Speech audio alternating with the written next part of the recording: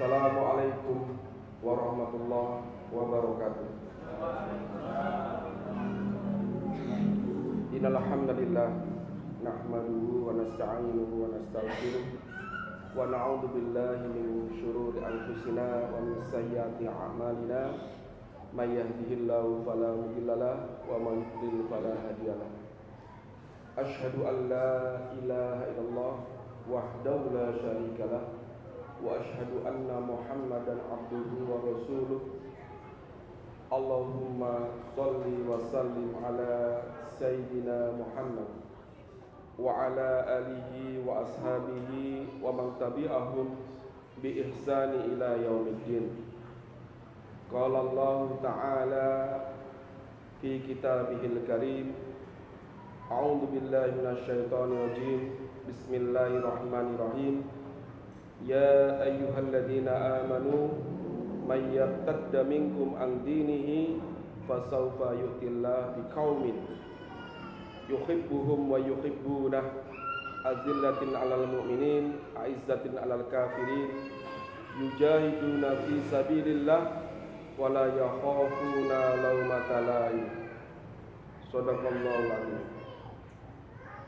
Alhamdulillah jamaah sekalian yang dimuliakan insyaallah oleh Allah Subhanahu wa taala, kita oleh Allah diberi kenikmatan bisa berkumpul di sini bersama-sama mengkaji ayat-ayat Quran, sunnah-sunnah Rasulnya, dan kita berharap dengan demikian Allah menyintai kita. Allahumma amin. Kenapa Bapak Ibu sekalian kita berharap cinta Allah Subhanahu wa taala? Sebenarnya penting mana sih kita menyintai Allah atau Allah menyintai kita? Kita menyintai Allah penting, tetapi yang paling penting Allah menyintai kita. Oke? Barangkali kita ini sebenarnya kurang cinta sama Allah. Buktinya apa? Kita beda sama Imam Hanafi. Imam Hanafi itu apa, Pak? Itu beliau selama 40 tahun itu sholat subuh dengan wudunya Isya. Di akhir hidup beliau sholat subuh dengan wudunya Isya. Itu beliau cinta sama Allah nggak, Pak? Sangat cinta. Kalau dibandingkan dengan kita, aduh, jauh sekali.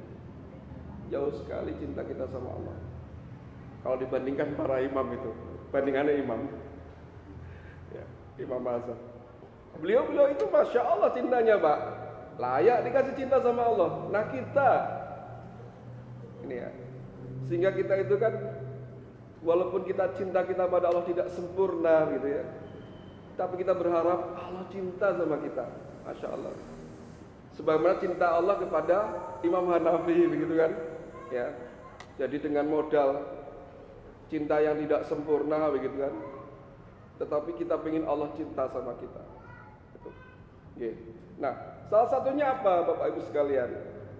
Ciri orang cinta, yang dicintai oleh Allah Subhanahu wa taala. Yang pertama, innallaha azza wa jalla yu'ti dunya. Ya. Sesungguhnya Allah Azza wa Jalla memberikan dunia kepada siapa? May yuhibbu wa man la yuhibbu. Dunia itu diberikan kepada orang yang menyintai Allah dan orang yang tidak menyintai Allah. Dua-duanya dapat dunia. Wala yu'tid din, dan Allah tidak akan memberikan agama illa liman ahabba faman a'tahu Allah alladina faqad ahabbahu.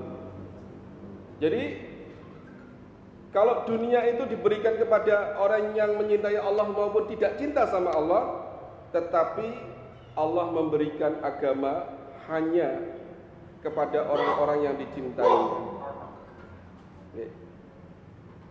Sehingga Ciri orang yang dicintai Allah itu Bapak Ibu sekalian, itu suka dengan agama, senang ngaji. Di hadis yang lain, ini hadis lewat Imam Ahmad. Kalau di hadis lewat Imam Tirmizi, Rasulullah SAW mengatakan, "Ma yuridillahi bihi khairan yufaqihu fid." Ya. Barang siapa yang dikehendaki kebaikan oleh Allah Subhanahu wa taala, maka dia dibuat paham kepada agama. Paham dengan agama. Sehingga kalau kita ini suka ngaji, Bapak-Ibu sekalian, semoga termasuk orang-orang yang dicintai oleh Allah Subhanahu wa taala. Sehingga jangan sampai Bapak-Ibu sekalian kita terputus dari ngaji. Sampai sekarang pun saya masih ngaji dengan para ustadz, dengan para masyayikh, dengan para alim, para ulama. Karena ini adalah kalau kita masih cinta dengan ngaji, itu salah satu pertanda bahwa Allah itu cinta kepada kita. Nah, cinta Allah ini penting, Pak. Ya, kepada hambanya ini lebih penting dibandingkan kita menyintai Allah. Ya, menyintai Allah itu penting, tetapi lebih penting dicintai oleh Allah. Kalau Allah sudah menyintai, Pak, orang yang ahlul maksiat saja itu Masya Allah, Pak, itu dimudahkan untuk masuk surga. Kan ada kisah itu, orang yang tidak pernah berbuat kebaikan, dia sampai bunuh orang itu sampai nggak tanggung-tanggung, Pak. Dia sudah bunuh 99 orang, sudah dia bunuh. Padahal kalau orang bunuh satu orang saja itu kan sudah dosanya besar sekali. Pernah bunuh 2 orang itu sudah dianggap kriminal luar biasa. Sudah bunuh 3 orang itu sudah, wah ini udah apa ini? Penjahat kelas kakap ya. Ini 99 orang dibunuh. Tapi suatu ketika dia bertanya pada seorang kiai, "Wahai kiai, saya ini sudah membunuh 99 orang. Apakah Allah masih bisa mengampuni saya?" Ini karena kiainya itu kaget gitu kan. Ya. Kok ada orang bunuh apa 99 orang ini bangetan ini, ya. Ya. Dan dia mengatakan kamu nggak pantas diampuni oleh Allah. Ya. Ya. 99 orang ini ada kamu bunuh, ini kemaksiatan yang luar biasa. Tapi apa yang terjadi Bapak Ibu sekalian? Ya. Ini karena preman ya. Dibilang dia tidak punya kesempatan untuk dapat ampunan dari Allah, itu kiai itu juga dibunuh, Pak. Digenapi jadi 100. Dan yang terakhir itu kiai yang dibunuh. Bayangkan, ya, seorang ulama yang dibunuh. Ulama begini karena mungkin sudah jengkel. Akhirnya dia datang lagi kepada ulama yang lainnya, cari second opinion, pendapat lain. Dia masih punya harapan Allah itu mengampuni dirinya. Terus kemudian dia datangi seorang ulama, dan ulama ini mengatakan orang berdosa itu walaupun sebanyak buih di lautan, walaupun dosanya sebesar gunung, kalau dia taubat dan nasuha, insya Allah akan diterima oleh Allah. Nah tinggal kamu ini taubat enggak? Kalau kamu taubat, kamu diampuni oleh Allah. Ya. Terus syarat yang kedua, kamu cari tempat yang baik. Jangan ngumpul sama teman-teman yang dulu. Cari tempat orang soleh, sehingga kamu kalau ketemu orang soleh, kamu bisa meniru akhlak dan perilaku mereka. Akhirnya dia bertekad, sudah bosan maksiat, sudah bosan jadi orang jahat gitu. Terus dia taubatan nasuha, dan dia mencari, keluar dari situ dia mencari tempatnya orang soleh gitu. Tapi Pak, belum melangkah belum jauh, tiba-tiba dia mati. Belum melaksanakan amal soleh sedikit pun, baru minta tobat saja. Ya. Sehingga terjadi perdebatan Pak antara dua malaikat, malaikat azab dan malaikat rahmat. Ini orang ahli surga atau bukan? Gitu. Terus kemudian mereka sama-sama tidak bisa memutuskan, karena yang satu bilang ini sudah taubat, yang satu bilang ini walaupun dia sudah taubat belum melakukan apa-apa dia. Terus kemudian lapor pada Allah, gimana ya Allah? Ya sudah, coba kamu ukur jaraknya dia dengan tempat orang-orang jahat dengan tempat orang-orang soleh itu dekat mana? Konon katanya Allah kemudian melipat bumi Pak, sehingga dibuat dia dekat dengan tempat orang soleh. Pas diukur, wah dekat dengan orang soleh, maka dia termasuk orang yang diampuni oleh Allah Subhanahu Wa Taala. Walaupun belum melaksanakan kebaikan loh Pak, baru tobat sebentar. Itu kalau Allah sudah cinta Pak, Masya Allah. Makanya kita kan berharap cinta Allah, walaupun cinta kita belum sempurna. Oke. Dan kita meniru tadi Pak, meniru penjahat tadi Pak, mendekat pada orang-orang soleh, dekat sama pengajian, dekat dengan para ustadz, para ulama, para kiai. Insya Allah kalau malaikat ngukur pas kita meninggal begitu kan, nggak jauh-jauh dari orang soleh, begitu. Ya.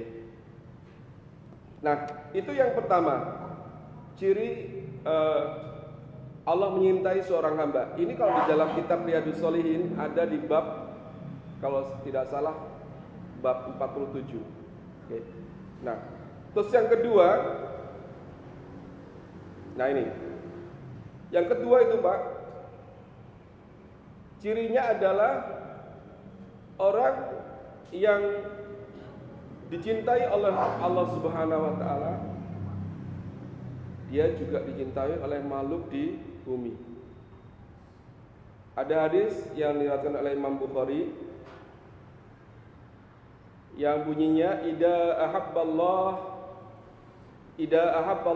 hal abdi, ketika Allah Subhanahu Wa Taala menyintai seorang hamba, nada Jibril, maka Allah memerintahkan kepada Jibril, innallaha yuhibbu fulanan, sesungguhnya Allah itu menyintai fulan, fa'ahbibhu, ya Jibril, kamu harus cinta sama dia. Pak, kalau Allah sudah cinta dengan seorang hamba Pak, itu sama Allah itu langsung diceritakan sama para malaikat. Yang pertama yang dipanggil tuh Jibril. Ya Jibril, aku penyintai si fulan, kamu harus cinta sama dia. Masya Allah Pak, kalau jenengan dicintai oleh Allah, Jibril pun cinta sama jenengan. Cinta, dan cintanya dipaksa sama Allah, perintah ini. Cinta yang diperintahkan oleh Allah, kamu cinta dengan si fulan. Fayuhibbuhu Jibril, maka Jibril nyintainya. Oh, itu perintah Allah itu. Maka Jibril cinta sama dia.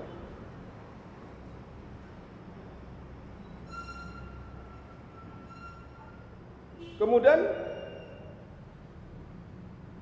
fayanada Jibril kemudian memerintahkan fi ahli sama, kepada penghuni langit. Jadi habis diperintah sama Allah untuk menyintai si fulan, Jibril gantian memerintahkan penghuni langit sambil mengatakan innallaha yuhibbu fulanan fa'ahibbuhu. Hei penduduk langit, Allah sudah cinta sama si fulan, maka kalian harus cinta kepada dia. Makanya Pak, ada orang yang tidak viral di dunia, tapi dia viral di langit, terkenal di langit, karena Allah yang mengenalkan, ini kekasih saya ini, ya, ini orang yang saya cintai. Ya. Fayuhibbuhu ahlis sama. Jadi akhirnya orang-orang langit itu menyintai si fulan. Kemudian malaikat-malaikat di langit itu kemudian menyebarkan ke dunia, ya, yang menyuruh ya ahlu fil ard, ya, orang-orang yang di dunia itu untuk menyintai si fulan. Makanya kadang-kadang kita ketemu dengan orang itu, contoh misalnya ya, ini tanpa berusaha mensucikan Syekh Sudes ya. Syekh Sudes itu pernah ke Cina, kemudian ada front desk-nya, front office-nya itu heran ketika ngeliat Syekh Sudes itu, tiba-tiba hatinya itu senang gitu Pak gitu. Terus kemudian dan sama Syekh disalami, diajak ngobrol, disapa, itu hawanya nyes. Kemudian akhirnya karena dia melihat Syekh Sudes ini berbeda dengan orang yang lainnya, kemudian diajak ngobrol, akhirnya sampai masuk Islam. Itu hanya gara-gara melihat senyum dari Syekh Sudes. Orang jadi cinta Pak. Di hadis yang lain ada sebuah kisah Rasulullah SAW suatu kita dalam sebuah majelis, ada orang itu meninggal, wafat. Kemudian orang ini dibawa kerandanya. Ketika dia lewat majelis itu, majelis Rasulullah dan para sahabat kemudian cerita sama Rasul, ya Rasul, sungguh fulan ini yang meninggal orang yang baik banget ya Rasul. Orangnya ramah ya Rasul. Orangnya itu suka membantu.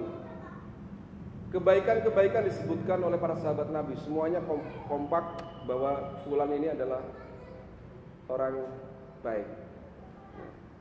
Kemudian Rasulullah mengatakan wajib. Terus di hari yang sama ternyata yang meninggal nggak cuma satu tapi dua Pak. Lewat lagi yang kedua. Ketika lewat yang kedua, kemudian sahabat ini bercerita, ya Rasulullah, ini yang kedua ini beda dengan yang pertama tadi ya Rasul. Yang kedua ini akhlaknya buruk sekali. Ya, dia banyak menyakitin orang. Ya. Orang yang dia sakiti adalah sebanyak orang yang dia kenal. Ya, kalau ngomong itu jelekit gitu, sakit cek gitu. Buat ngomong baik itu nggak bisa gitu. Pasti semua orang itu disenepi gitu. Dan terus yang lainnya menimpali keburukan-keburukannya. Rasulullah mengatakan wajib. Sahabat heran, ya Rasul, tadi yang pertama ketika kami ceritakan tentang kebaikan-kebaikannya, engkau katakan wajib. Yang kedua ketika kami ceritakan jenazah yang kedua ini tentang keburukan-keburukannya, engkau katakan wajib. Ini bedanya apa ya Rasul? Kok sama komentarnya? Wajib. Kemudian Rasul mengatakan, ketika kalian katakan keburukan-keburukannya, aku katakan wajib. Wajib baginya surga. Dan ketika yang kedua, jenazah yang kedua kalian katakan keburukan-keburukannya, aku katakan wajib. Wajib baginya neraka. Serem Pak. Ya.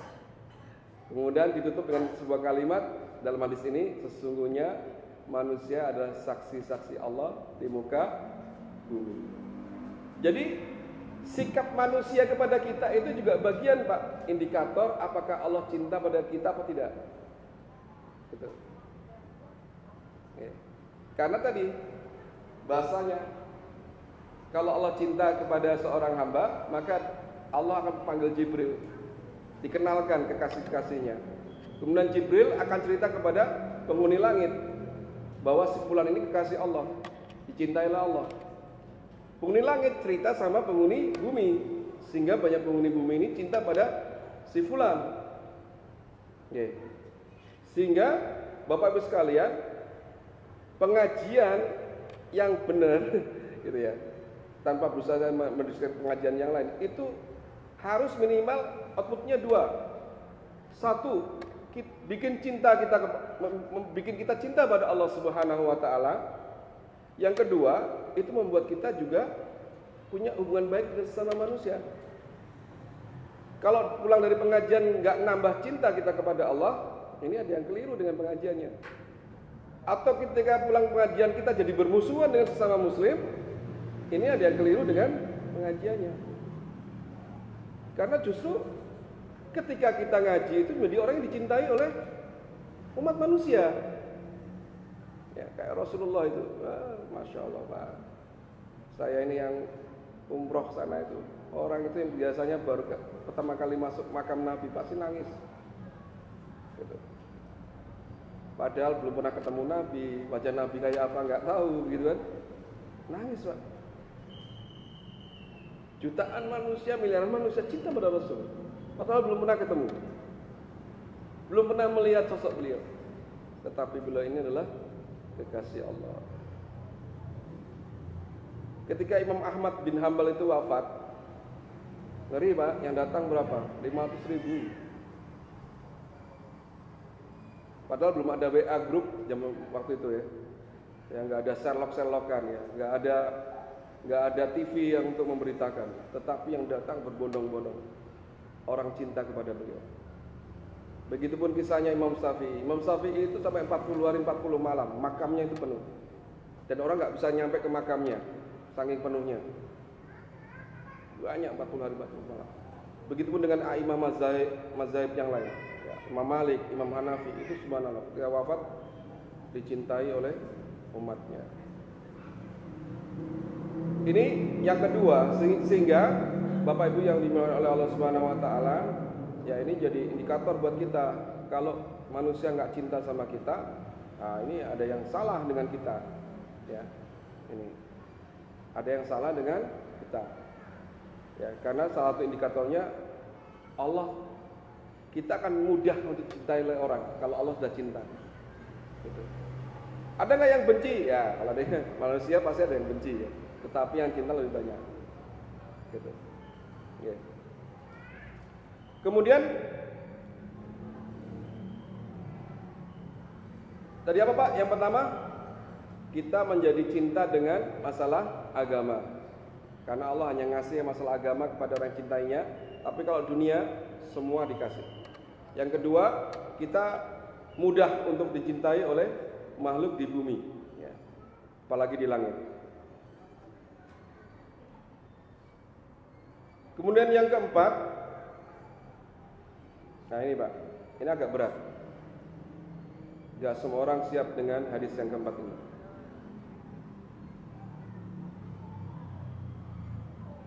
Sesungguhnya besarnya balasan itu disertai besarnya pahala. Maksudnya begini Pak, besarnya pahala itu sesuai dengan tingkat kesulitan. Kalau orang yang rumahnya dengan masjid ini cuma sekitar 5 meter, itu pahalanya beda dengan orang yang datang ke sini sejauh 1 kilo. Beda pahalanya. Yang sekilo tentu saja lebih besar. Nah, sama, sehingga Rasulullah SAW mengatakan, wa inna Allah Ta'ala idza ahabbu qauman, ya, Allah Subhanahu wa taala itu kalau menyintai seorang kaum, maka dia akan diberi cobaan. Cobaannya apa Pak? Kayak tadi, rumahnya jauh dari masjid. Ini yang bentuknya jarak. Ya. Sehingga kemarin ada seseorang yang saya ada seorang teman yang dia muji-muji seorang anak muda ya, yang dia ceramah gitu. Saya bilang, dia belum teruji, saya bilang itu. Ya. Jangan dipuji-puji dulu. Dia belum teruji. Ya. Masih santri, belum teruji. Kita lihat setelah nanti punya keluarga. Ya, ketika muncul beban hidup. Bisa nggak dia istiqomah? Gitu. Kalau masih santri, dia masih pelajar gitu kan. Dia teriak-teriak masih belum beban hidup. Ya, makan masih dikasih orang tua, ya, masih diongkosin orang tua. Coba nanti kita dikasih beban hidup. Ya. Kita ada kesibukan, ada pekerjaan, kok masih ngaji Pak? Subhanallah. Gitu. Ya. Kita lolos dari ujian beban hidup tadi. Nah, tentu saja cobaan-cobaan yang lain. Dan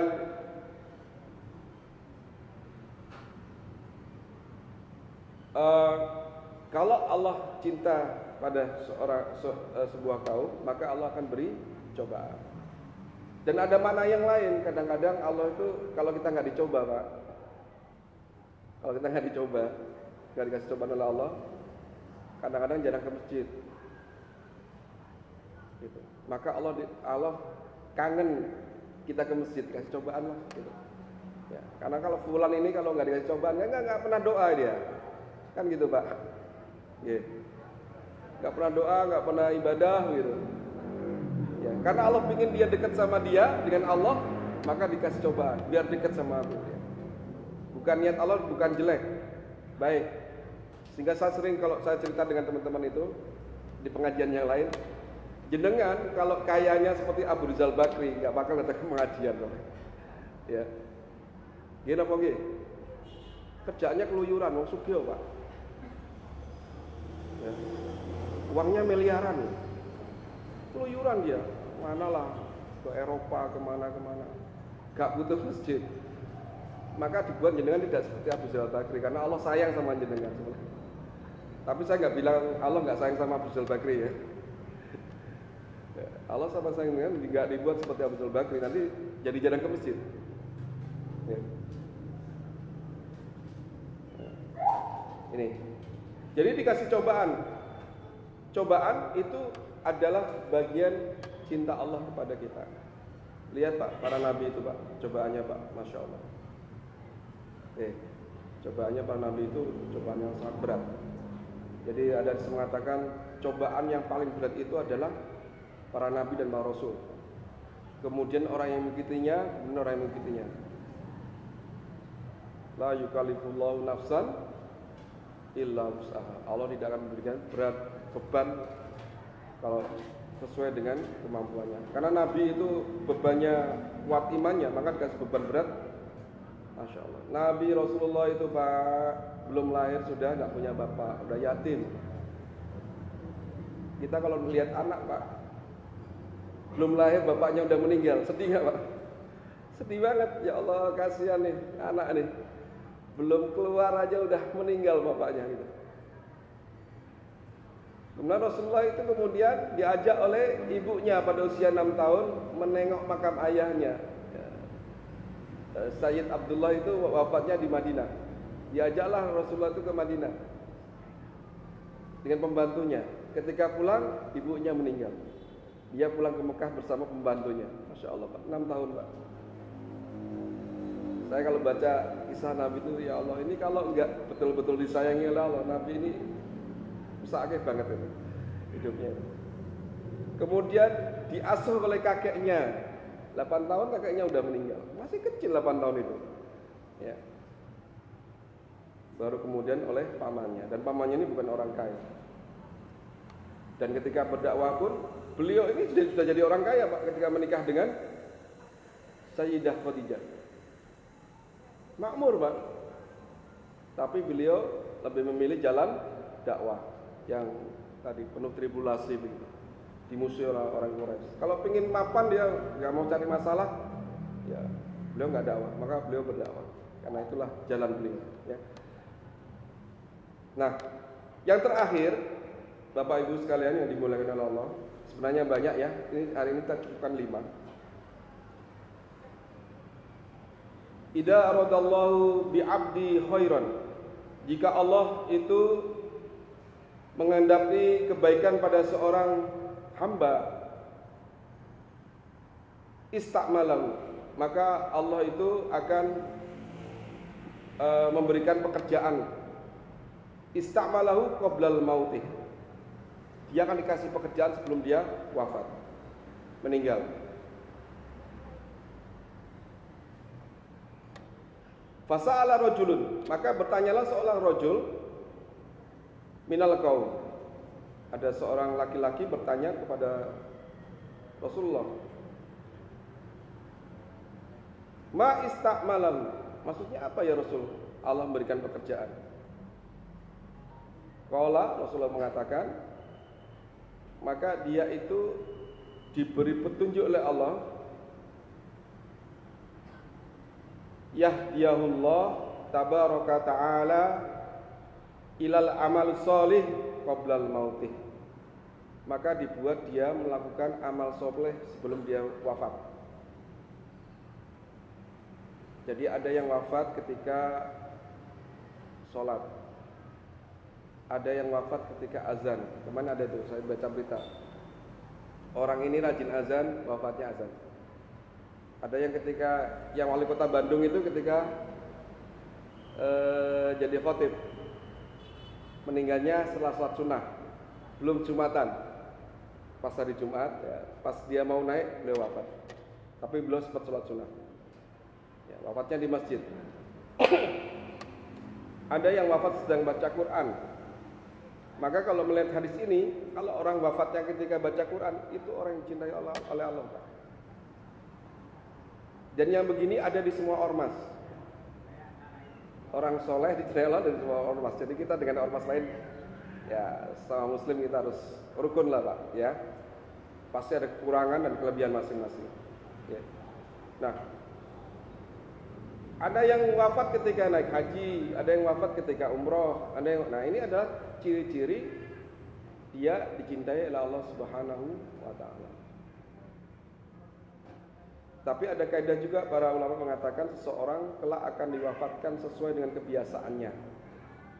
Ya, kalau Sayyidina Utsman bin Affan itu wafat ketika baca Quran. Dan beliau ini Pak, Masya Allah, Sayyidina Utsman bin Affan itu kalau salat malam itu Quran dikatamkan Pak, 30 juz. Ba'da subuh, salat malam dikatamkan Pak. Gitu. Wow, cuman akhirnya beliau wafat ketika baca Quran. Nah ini beberapa tanda, dan tapi para ulama mengatakan orang yang dengan tanda-tanda ketika wafat beramal soleh biasanya karena amal soleh itu adalah kebiasaannya. Ya, hampir semuanya itu adalah kebiasaannya. Maka kalau bisa kita ini punya kebiasaan-kebiasaan tertentu dalam beramal soleh. Ya. Kita apa nih yang paling amalan yang buat kita paling kita jagokan? Ya mulai tilawah Quran, sunnah rawatib, ya, atau sedekah gitu ya. Maka Allah akan menunjukkan tanda kecintaannya, ya diwafatkan dengan amal soleh tadi. Ya. Tadi yang keempat ya, yang terakhir Bapak-Ibu sekalian, ya. Ciri orang yang dicintai oleh Allah Subhanahu wa taala itu permintaannya mudah untuk dikabulkan. Doanya makbul. Agak berat ya? Ini agak berat Pak. Karena kita harus, tetapi gini Pak, doanya makbul itu dalam hal doa, insya Allah lah, kalau kita semua ini saya yakin semuanya adalah orang-orang yang cintai Allah. Karena udah kelihatan seneng ngaji, ya kan? Nah, dan biasanya ngefeknya ke pengabulan doa. Dan kalau masalah pengabulan doa ini, ya kita tidak boleh memaksa Allah. Ya, Allah itu pasti mengabulkan doa. Kapannya kita nggak tahu. Ya, kapannya terserah Allah. Karena betul-betul Pak, doa itu saya sering ya, kemarin sudah saya sampaikan di pertemuan pertama itu. Jangan pernah bosan meminta sama Allah. Jangan pernah bosan berdoa kepada Allah Subhanahu wa taala. Ya. Sehingga sahabat bertanya, "Ya Rasulullah, apakah kalau kami minta banyak sama Allah, doa yang banyak sama Allah dengan permintaan yang banyak itu enggak apa-apa?" Ya. Rasulullah menjawab, "Ya kalau kamu doa yang banyak, Allah kasih yang banyak juga." Gitu. Yang paling gampang Pak, saya sendiri juga termasuk merasa tidak soleh-soleh amat ya. Tetapi Masya Allah kalau berdoa itu, kemarin ketika haji itu saya bilang, "Ya Allah, saya belum puas ya Allah, sama haji ini saya belum puas. Tolong saya diundang haji lagi." Bukan umroh loh Pak, kalau umroh tiap bulan bisa. Tolong saya diundang haji lagi ya. Yang hajinya nggak nunggu, Semarang itu kan nunggu haji berapa? 30 tahun, Pak. Saya kalau daftar sekarang mungkin baru umur 70 saya. Oke. 70 baru berangkat. Selak tua kan itu. Saya nggak tahu caranya, ya Allah, engkau yang paling tahu. Apakah dikasih 500 juta untuk roda gitu kan? Ya. Gitu. Masya Allah, Pak. Kemarin saya ditawari, Pak, oleh seorang pejabat, Ustaz, off the record, ditawari, ya, untuk menjadi TPHD. Jenengan ajukan aja, nanti saya kawal. Jenengan udah pernah haji, nah, gitu. Jenengan sudah biasa membimbing umroh, sudah daftar saya, layak untuk jadi TPHD, tim yang membimbing haji. Nanti saya kawal. Masya Allah. Padahal kemarin-kemarin itu saya mikir, ya, di depan Ka'bah itu nggak tahu Pak caranya gimana, Pak. Boleh duit 500.000 ya angel ya, untuk furoda itu, Pak, yang nggak nunggu langsung berangkat.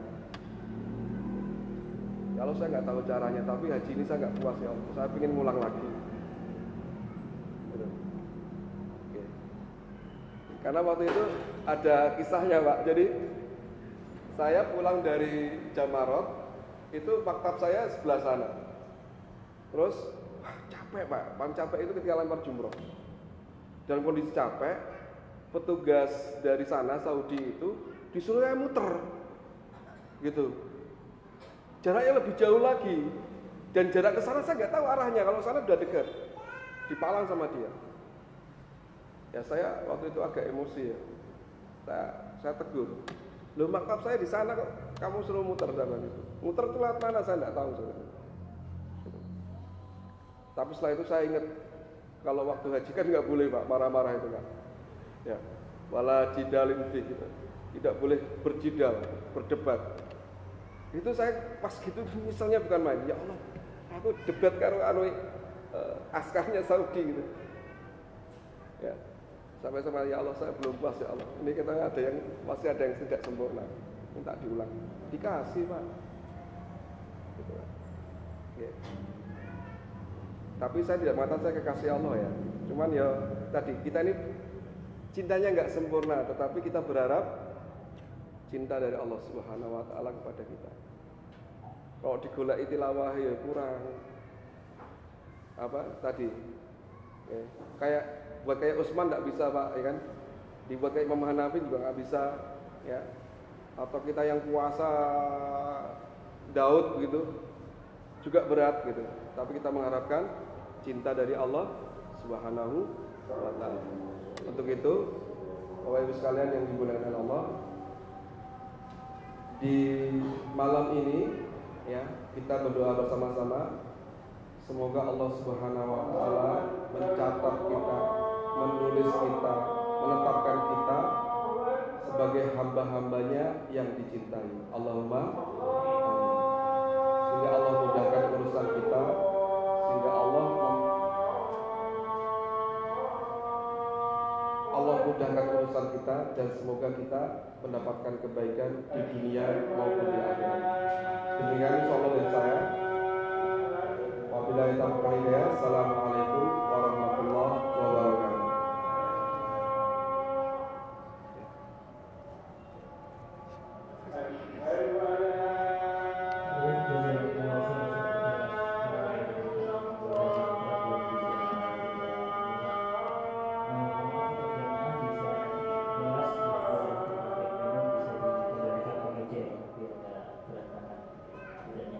Nah, itu